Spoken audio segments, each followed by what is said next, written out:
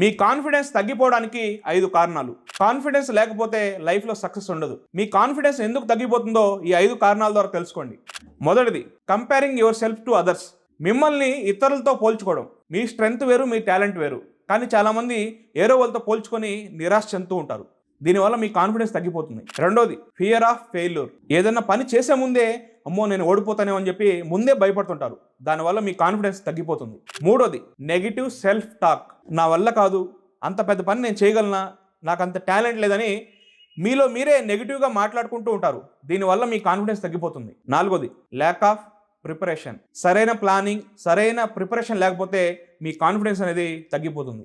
ఐదోది, surrounding yourself with negative people. మీ చుట్టూ ఎప్పుడు నెగిటివ్గా మాట్లాడేవారిని, నిరాశపరిచేవారిని ఎప్పుడు పెట్టుకోవద్దు. ముందు మీ నెగిటివ్ ఎన్విరాన్మెంట్ని మార్చండి. ఎప్పుడు మిమ్మల్ని ప్రోత్సహించేవారిని, పాజిటివ్గా మాట్లాడేవారిని మీ చుట్టుపక్కల పెట్టుకోండి.